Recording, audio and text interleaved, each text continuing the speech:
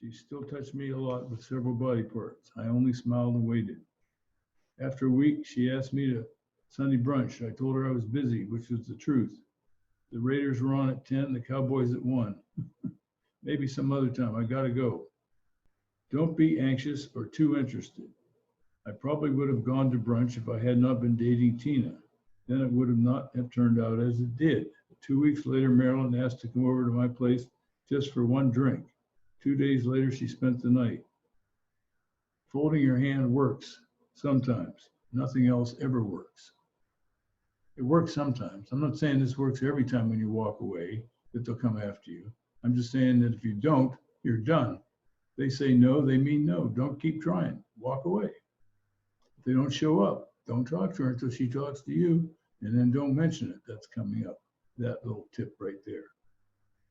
Step 5, understand the competitors. Having the right attitude means you know who and what you're up against. You don't overestimate, you don't underestimate. You understand the realities, and then accept or decline the challenge. Boyfriends as competitors. It's boy against man, knowledge and experience versus ineptitude and ignorance. Fear not, your lack of hair and slow reloading time means nothing. Both leftovers and string-alongs are either studs or duds. Jimmy Studley. After a year, she's only a source of steady pussy. He's just interested in getting his nut and getting back to his four-wheel driving buddies. Studley's concerned with what the guys think as he proves to himself he's a man. She's just a girl. What would she know about men? Won't he be surprised? Jimmy Dudley, the nice young man. He wants to marry her and have babies. He's loving and caring, but she dominates him, controls him, and doesn't respect him. He's only her safety net. She sees him only as a for sure date when she needs one. She'll lie and use him all the time. When he gets tired of it and quits, she'll go after him with everything she's got, with no time for you. Don't make a scene. You know the score. Move the fuck on. This is the third kind of boyfriend I didn't tell you about back there in boyfriends. Jimmy Shitley, the guy who treats her like shit.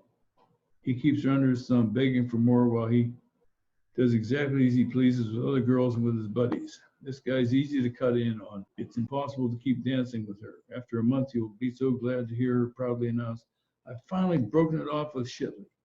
After a couple of days, at 2 a.m, Shitley will be drunk and want a blowjob. He'll call her, crying to promise to change. I'll be a better man. I'll be anything you want. She'll rush to him and drain him completely, very happy to reward him for finally becoming the man she knew he was all along. 2 days later at a party where everybody will notice, he'll fuck Debbie, her best friend. Crushed in disbelieving, she'll come back to you until he calls the next time. Here are your competitors, Jimmy Studley, Jimmy Dudley, Jimmy Shitley, and Mr. Right. The young woman without a boyfriend will drop you like a rock for anyone who kind of fits her concept of Mr. Right. You have no chance against him. He has two qualities you don't. He's marriable and marriable. Okay, those are his two outstanding qualities. Once she meets him, your history. Don't behave like a dick. You know what the score was. I'm telling you the score now. It's going to happen. Don't act like a dick when it does. And now we got one more. Jimmy Dudley. Let's start at the top. Jimmy Studley, Jimmy Dudley, Jimmy Shitley, Mr. Right, and young husbands. Avoid married females like you avoid the girl who says, it's only a cold sore. When he finds out, he will be humiliated and enraged far beyond her cheating with another boy. The young husband knows he himself is just another boy. He can't possibly compete with you. Thus, he must eliminate you, kill your ass in plain English, or her, or both of you. Step 6, accept your fair advantage. Be realistic. You have the edge over all boys and young men. You have far more experience with life, sex, money, travel, and females. You've acquired some class with your age. You reek with natural power and don't have to brag. Money alone puts you in a different league. Expensive cologne smells 10 times better than his Brute or Old Spice. You can go to a fine restaurant any night, not just after the spring formal. The two of you can spend a night at a luxury hotel right on the water just for the hell of it.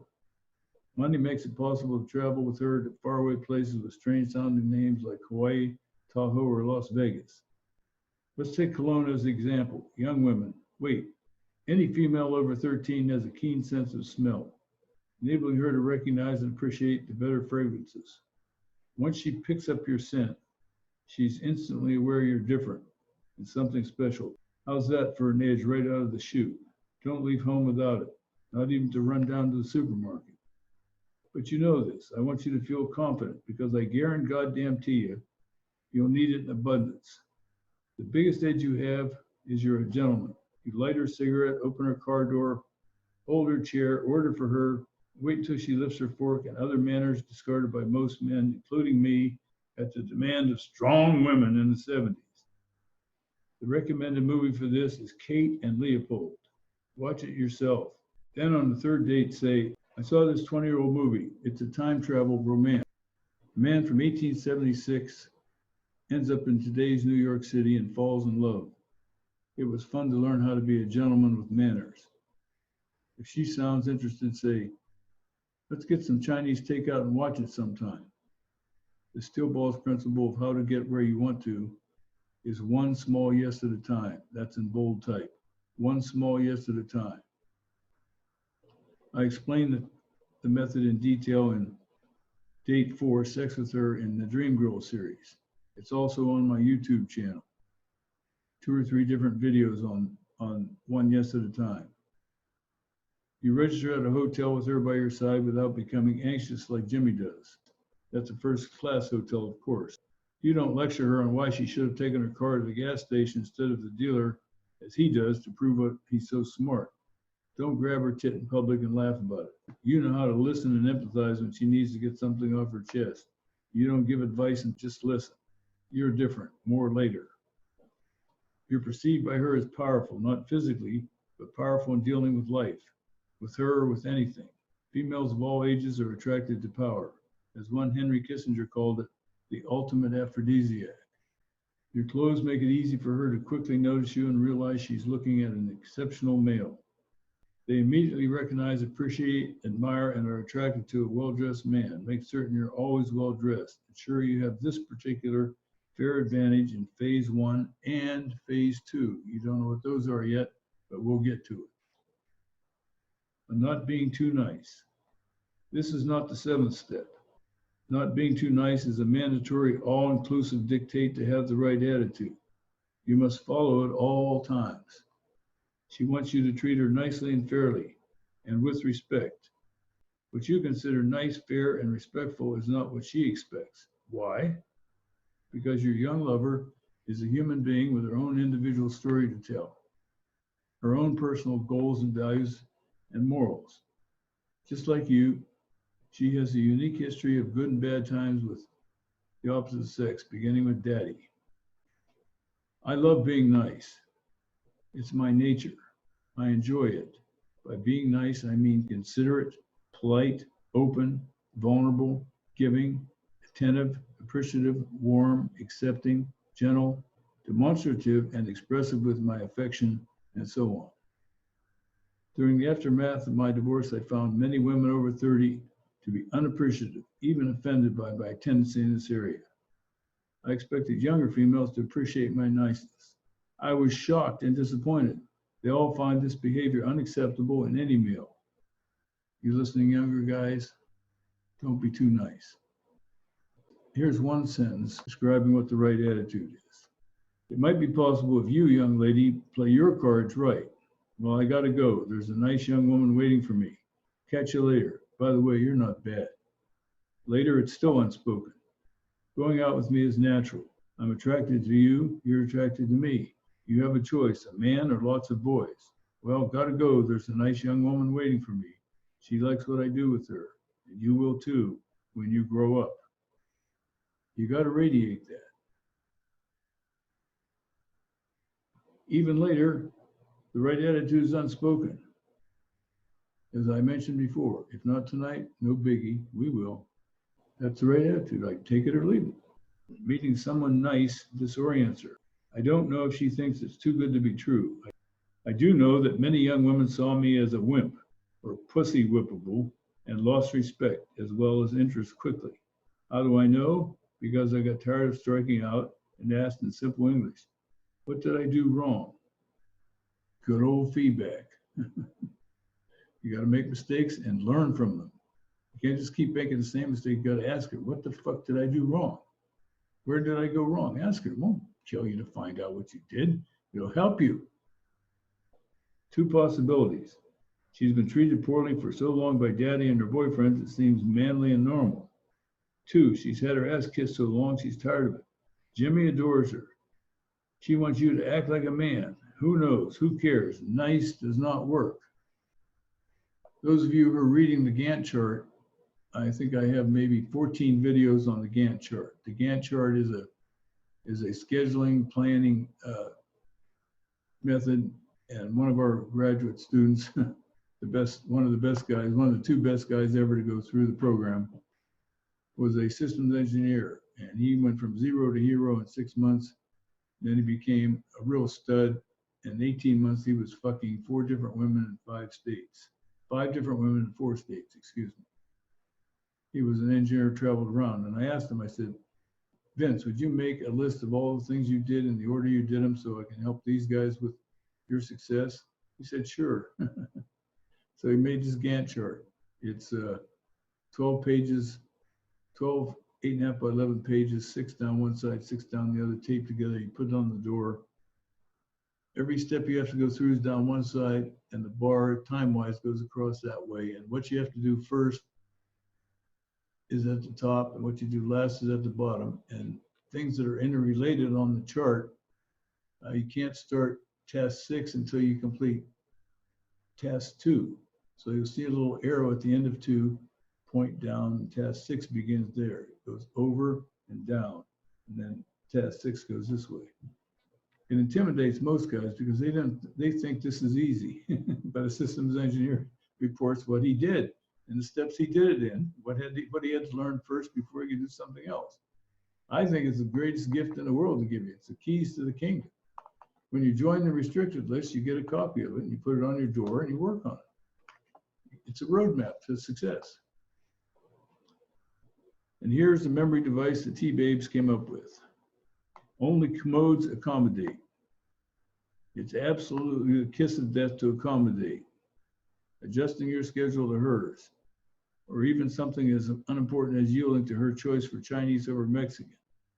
Commode sounds like accommodate. Memory association technique to prevent your affair from ending up in the shitter. Commodes accommodate. Don't be accommodated.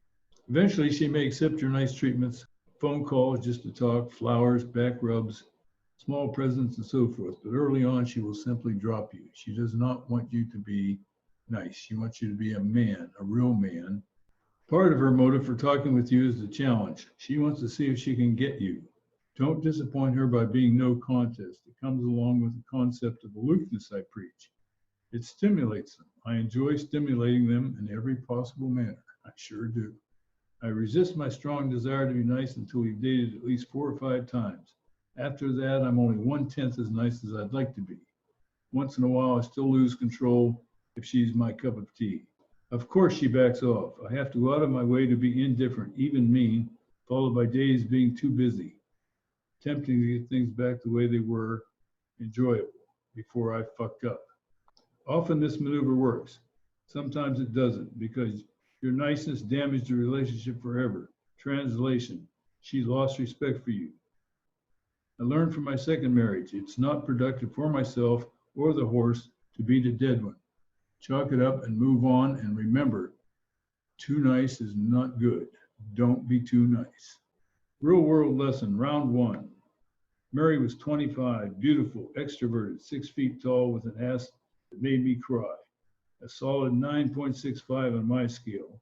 We worked at the same company, Northrop Aircraft. I had my eyes on her near the end of my marriage, but during those final months, I had no energy or capacity to go after her.